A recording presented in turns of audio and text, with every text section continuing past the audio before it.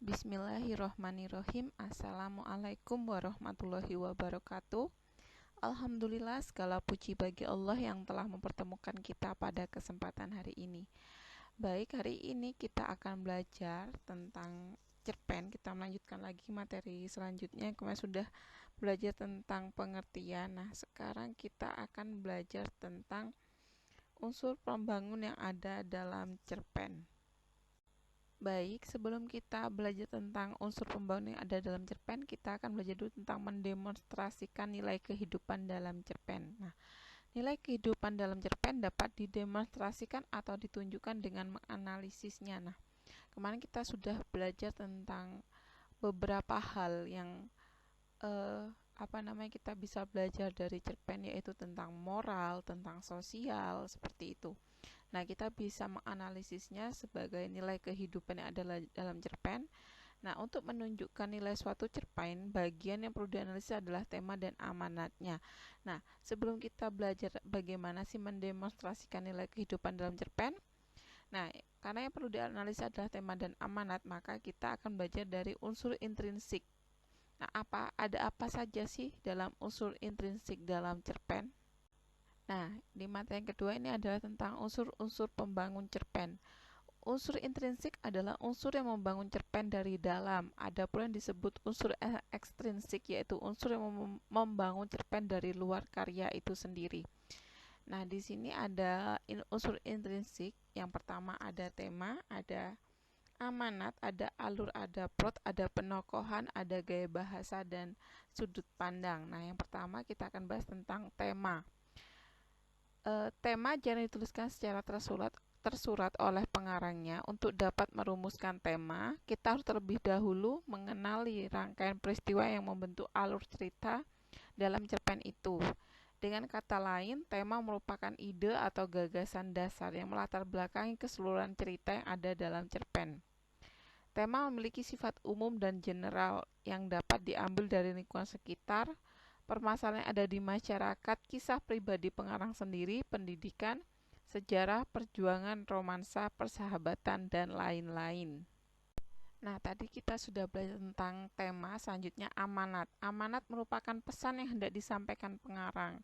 Amanat dalam cerpen umumnya bersifat tersirat. Kehadiran amanat pada umumnya tidak bisa lepas dari tema cerita. Misalnya, tema cara menyembah Tuhan yang benar. Nah, amanatnya tidak hanya mementingkan keselamatan diri dari ancaman api neraka, tapi juga harus memperhatikan kepentingan sesama.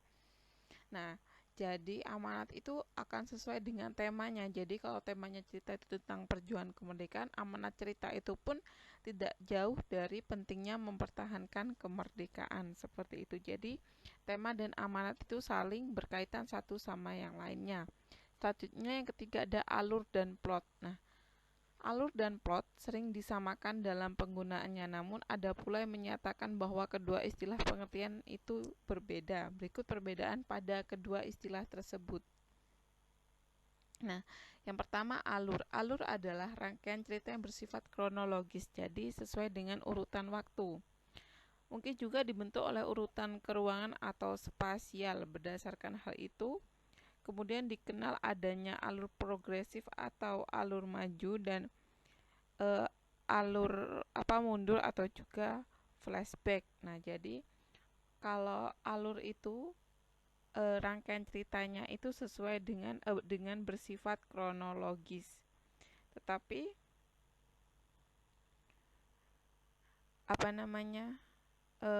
sesuai urutan waktu mungkin juga dibentuk oleh urutan keruangan atau spasial. Apa sih spasial? Itu berkenaan dengan ruang dan waktu.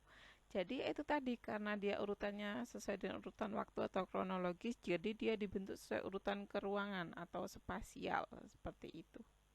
Selanjutnya yaitu plot. Apa sih plot itu? Plot adalah rangkaian cerita yang mengandung unsur sebab akibat atau kausalitas. Plot inilah yang di dalamnya terkandung konflik-konflik yang mengakibatkan timbulnya konflik yang lain. Nah, kehadiran konflik itulah menjadi akibat penyebab bergeraknya suatu cerita.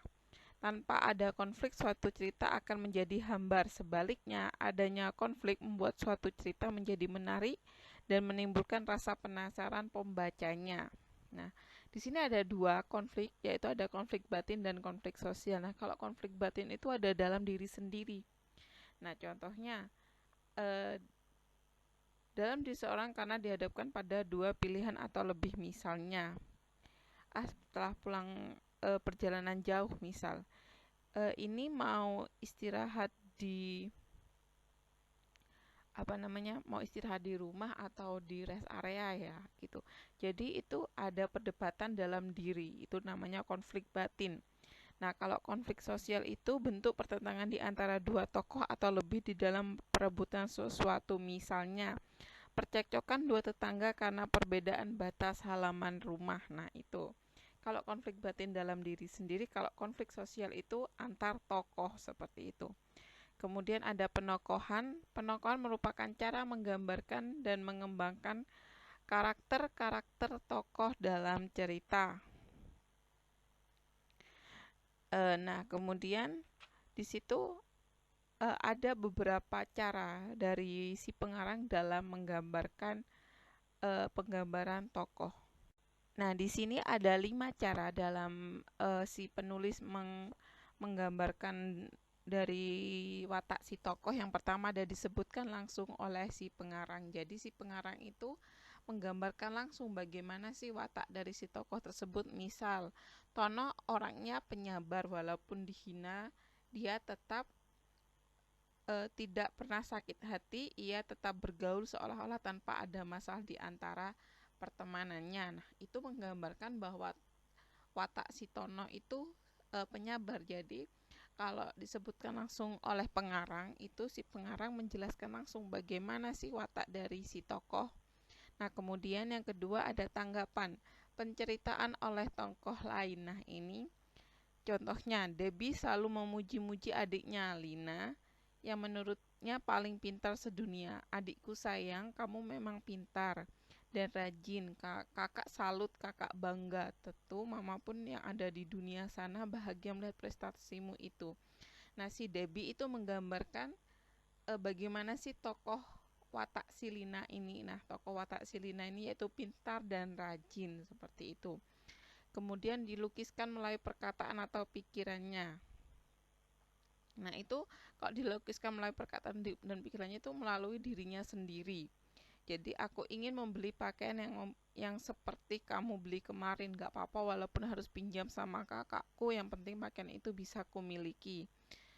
Nah, itu gambaran tokoh si aku, yaitu dia berlebihan dan boros, seperti itu. Nah, selanjutnya dilukiskan melalui perilakunya. Nah, contohnya Radi duduk dengan santai walaupun di hadapannya ada mertua dan adik-adiknya. Kakinya diangkat sebelah ke tangan kursi di sebelahnya. Nah, di tokoh tersebut dia melukiskan bagaimana wataknya dengan perilakunya, yaitu seperti dia tidak tahu etika dan sombong. Nah, yang terakhir yaitu digambarkan melalui keadaan lingkungannya. Nah, contohnya, sampah bungkus makanan dibiarkan berserakan di bawah ranjangnya. Piring kotor berserakan di samping meja, sepertinya bagi Dika kondisi kamarnya seperti itu sudah biasa. Nah,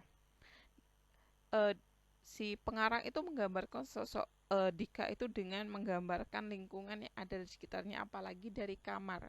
Kamar itu menunjukkan bagaimana sisi orang itu tersebut. Nah, seperti kayak contoh tadi itu menggambarkan Dika itu seorang yang jorok dan masa bodoh. Nah, tadi sudah dari penokohan, yaitu tentang bagaimana sih penulis menggambarkan watak tokoh. Nah, selanjutnya ada latar. Nah, latar itu dibagi menjadi jadi 3, yaitu latar tempat, waktu, dan suasana yang digunakan dalam suatu cerita. Latar dalam suatu cerita bisa bersifat faktual atau bisa pula yang imajinatif. Latar berfungsi untuk memperkuat atau mempertegas keyakinan pembaca terhadap jalannya suatu cerita, seperti itu.